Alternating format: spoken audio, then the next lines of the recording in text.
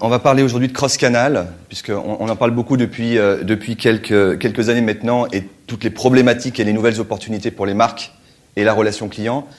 Je vais commencer par quelques chiffres. Alors on parle du consommateur. Aujourd'hui, le consommateur est déjà cross-canal. On a lancé une étude l'année dernière qui sera renouvelée cette année sur aujourd'hui quel est le consommateur français et comment il réagit sur l'ensemble des canaux. Il est ultra digitalisé. 92% des gens en France utilisent le digital avant d'aller en retail.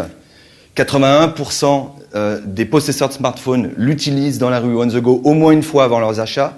Et 75% des possesseurs de smartphones l'utilisent en magasin, soit pour vérifier un prix, soit pour prendre la photo d'un produit, pour l'échanger avec leurs proches, ou pour comparer, voir ce que les gens en pensent sur les réseaux sociaux.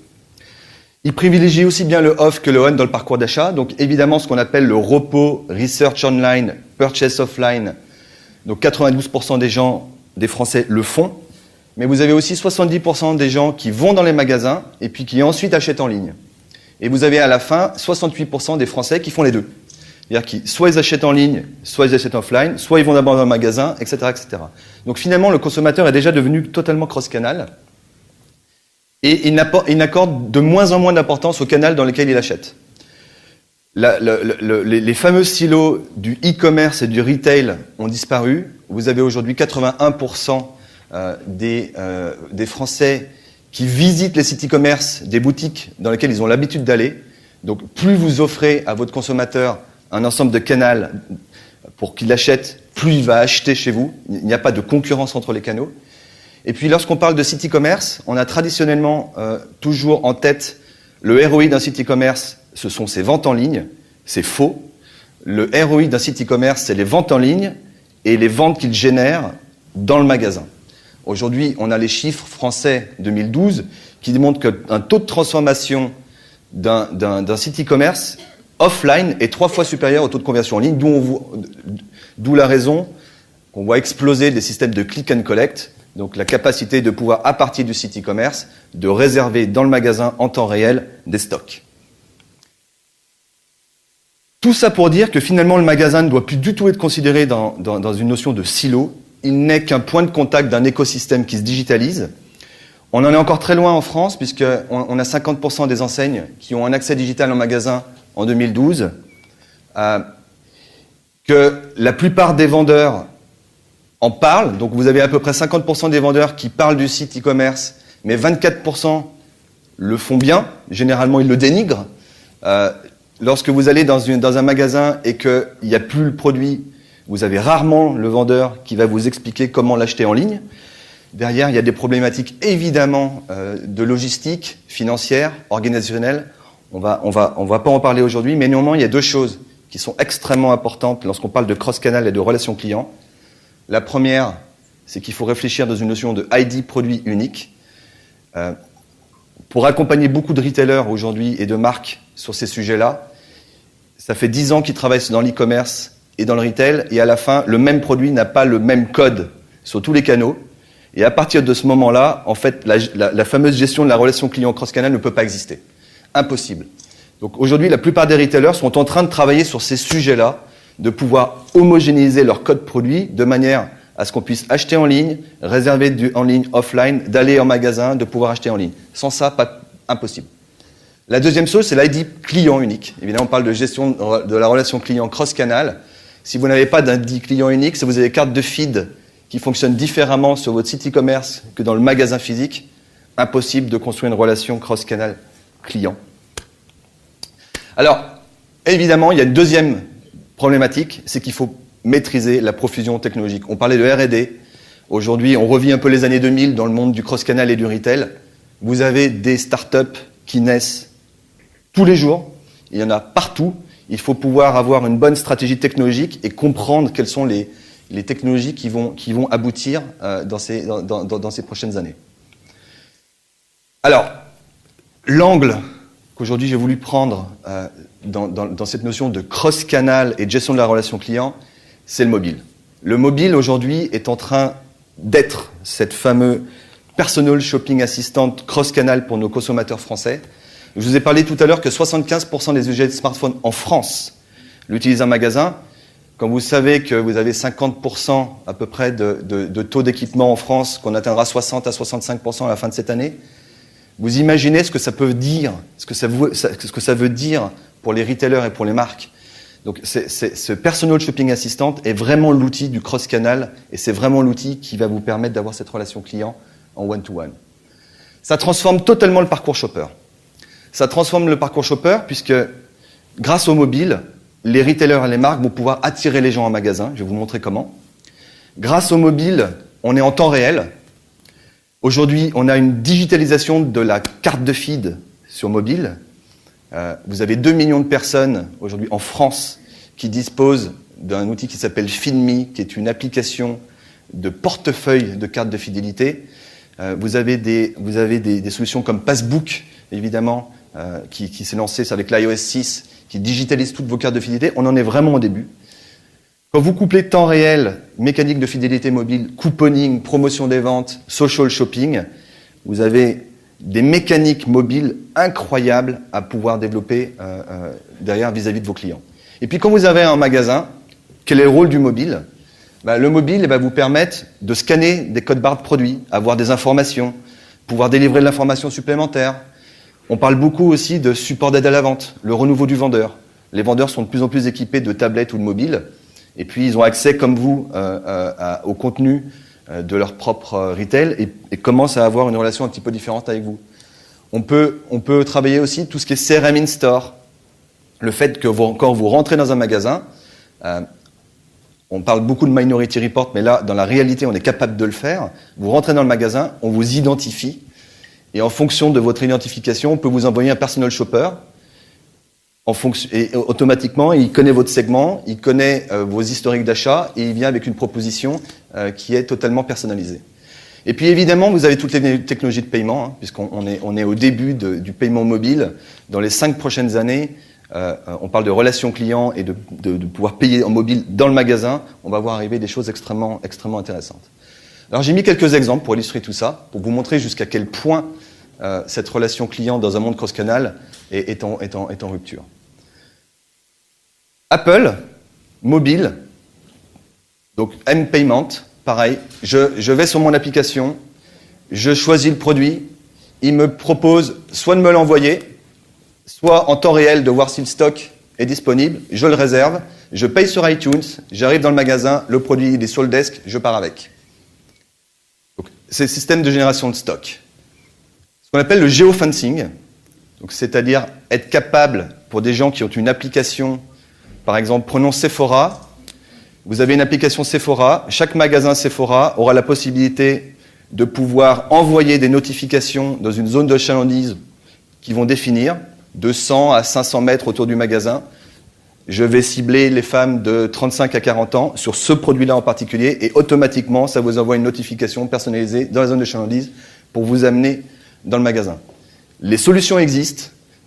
C'est du CRM personnalisé, local, managé par les magasins eux-mêmes. Des nouveaux modèles de programmes de feed. Aujourd'hui, vous avez Sephora, en effet, qui a lancé donc son programme de fidélité totalement mobile, dans lequel vous avez évidemment la carte de feed, toute la gestion de vos points, des coupons personnalisés et Passbook intégrés sur l'iPhone. Vous avez juste à montrer vos coupons au desk chez Sephora pour pouvoir récupérer le cashback. Vous pouvez aller même beaucoup plus loin. Chez Macy's, aux États-Unis, ils ont ce qu'on appelait gamifier le programme de fidélité. Vous rentrez dans le magasin, vous avez 100 points, vous scannez des produits à l'intérieur, vous gagnez des points et vous pouvez transformer ces points en discount sur les produits Macy's. Donc ils ont non seulement fait un programme de fidélité lié à l'achat, mais également au comportement des consommateurs. Vous partagez un produit sur les réseaux sociaux, 200 points. Vous en discutez positivement, 500 points. Et donc, ils ont mis toute une grille de gamification où les gens rentrent dans ce système-là. Des nouveaux services clients. Donc, Auchan qui lance une application à utiliser à l'intérieur d'Auchan pour pouvoir comparer les prix et vérifier qu'ils sont bien moins chers. C'est une posture de relation client, c'est également du service. Et puis, ça permet également aux gens de s'assurer que les prix d'Auchan sont vraiment les moins chers. Walmart qui quand même a décidé la semaine dernière de coter son action au Nasdaq et plus dans le traditionnel stock américain. Ils sont en train de lancer des applications mobiles de relations clients extraordinaires. On peut comparer n'importe quel produit Walmart avec la concurrence à partir de Walmart. On peut acheter les produits Walmart à l'intérieur du magasin qui ne sont pas dans le magasin directement sur le mobile. Tout est lié à la carte de fidélité. Ils sont très très avancés dans toutes ces mécaniques cross-canal. L'outil CRM In-Store, extraordinaire, Neiman Marcus, pour les bonnes clientes Neiman Marcus qui ont accepté de le faire. Ils ont une application. La bonne cliente rentre dans le department store, décide de dire qu'elle est là, et automatiquement, en quelques minutes, vous avez un personal shopper qui vient à ses côtés pour l'accompagner dans son shopping. Sephora, qui a équipé toutes les beauty advisors, donc ça a été en mode pilote il y a 1 an en France, ça se déploie tout en France et à l'international maintenant. Qu'est-ce qui se passe? Tous les beauty advisors disposent d'un iPod Touch.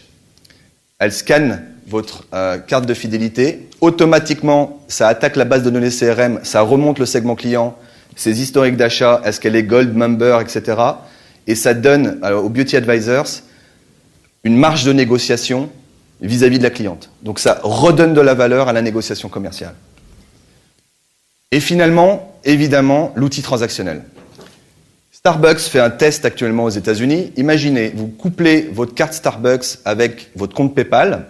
Vous avez l'habitude tous les jours d'acheter au même endroit votre café. Mais vous en avez marre de faire la queue. Là, vous arrivez dans 100 mètres autour de vos Starbucks. Vous rentrez dans la zone de chalandise. Ça lance la commande chez Starbucks automatiquement. Le temps de faire les 100 mètres, votre produit est prêt. Quand vous arrivez, vous scannez un produit, ça vous débite votre compte PayPal, vous partez avec votre café. Imaginez jusqu'où on peut aller. La semaine dernière, American Express a lancé un nouveau système, on peut payer par Twitter. Donc vous synchronisez votre compte American Express avec votre compte Twitter, une fois, et ensuite vous voyez n'importe quel produit, il y a un hashtag, vous tweetez cet hashtag, et automatiquement il y a un mail de confirmation, vous dites oui, ça vous débite votre carte Amex, et le produit vous est envoyé sous 24 heures par Amazon. Ça vous donne juste quelques exemples de la relation client jusqu'où on peut aller. Le terrain d'expression est fabuleux. On n'en est qu'au début. Il va falloir choisir un peu nos batailles.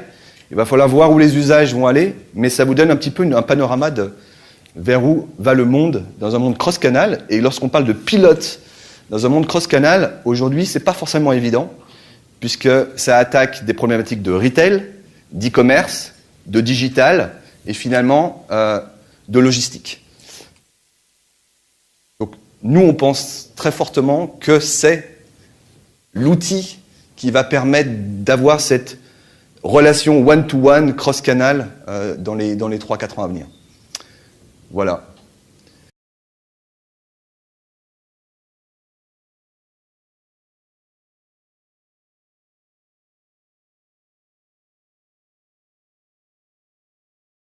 Pour moi, ce qui est plus rentable, c'est les applications CRM mobiles des retailers. Donc celles qui vont permettre finalement d'augmenter le panier moyen, de faire venir plus rapidement et plus souvent les gens en magasin et de les faire acheter plus en magasin. On connaît des choses qui fonctionnent très très bien dans l'e-commerce, ça s'appelle le cross-sell et l'upsell, et qui n'étaient pas forcément présents dans le monde physique. Et aujourd'hui, vous avez des applications faites par les retailers, vous scannez un produit à l'intérieur du retail et ils vous donnent la combinaison avec d'autres produits qui vont bien. Donc c'est ces mécaniques-là qui aujourd'hui fonctionnent pas mal en termes d'usage. Alors à savoir celle qui va générer le plus de chiffre d'affaires dans les 3-4 ans à venir, difficile de voir clair. Le M-commerce évidemment, mais... Non, notre métier va jusqu'à comprendre comment intégrer ces stocks dans la mécanique cross-canal. Donc on travaille beaucoup avec beaucoup de startups qui travaillent sur la géolocalisation des stocks magasins, puisqu'aujourd'hui vous avez des Google qui se lancent, des SoClose, des eBay. Donc nous, on recommande ce type de technologie à nos clients mais ils pluguent les ERP sur le digital en fait. Donc aujourd'hui les ERP existent, vous avez les stocks, mais la problématique c'est comment pousser ces stocks en ligne. La bataille du stock en ligne a commencé il y a 4-5 ans aux États-Unis avec eBay qui a racheté tous les acteurs du secteur avec une boîte qui s'appelle Milo, qui aujourd'hui référence 65 000 retailers aux États-Unis, avec l'objectif d'indexer 100% du retail d'ici à la fin 2015. Google s'est lancé avec Google Shopping de la même manière. SoClose en France est globalement l'acteur. Ils vont se plugger sur l'ERP, aller un petit peu nettoyer les bases et vous sortir ça sur Internet. Il y a pas mal d'acteurs en France qui l'ont déjà intégré. En fait, on est une boîte digitale, donc on est déjà dans l'innovation. Ce qui fait un peu notre différence sur le marché, c'est qu'on a créé un lab il y a 3 ans de ça, Digitas Labs. On fait partie intégrante de Cap Digital, de Paris Incubateur, et on incube 200, 300, 400 startups qu'on voit régulièrement. Donc on screen un peu les technologies, on les évalue pour voir leur pertinence, et ensuite on les recommande à nos clients en fonction des problématiques qu'ils ont. Donc on est vraiment au cœur de l'innovation chez Digitas en tout cas.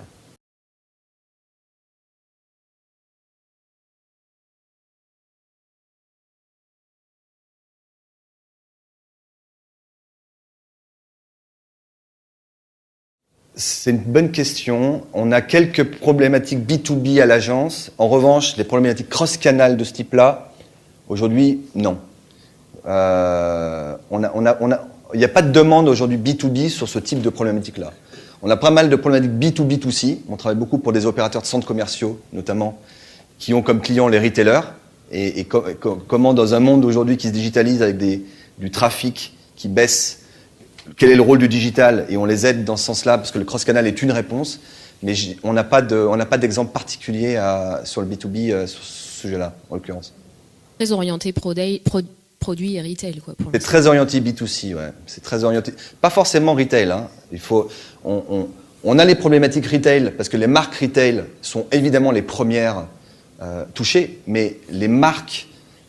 Les marques de FMCG, des Nestlé, des L'Oréal se posent les mêmes questions. Comment le digital et le mobile peut me permettre de créer de la préférence de marque en linéaire sur le dernier mètre. Donc il y a beaucoup de programmes qui existent. Vous avez de la géolocalisation dans les linéaires, des promotions. On va arriver sur des notions de promotion temps réel dans les linéaires en fonction de votre profil CRM. Vous avez les Intermarchés, les Carrefour qui travaillent ardemment sur ces sujets-là pour commencer à mettre en place des pratiques comme ça. À suivre donc. Exactement.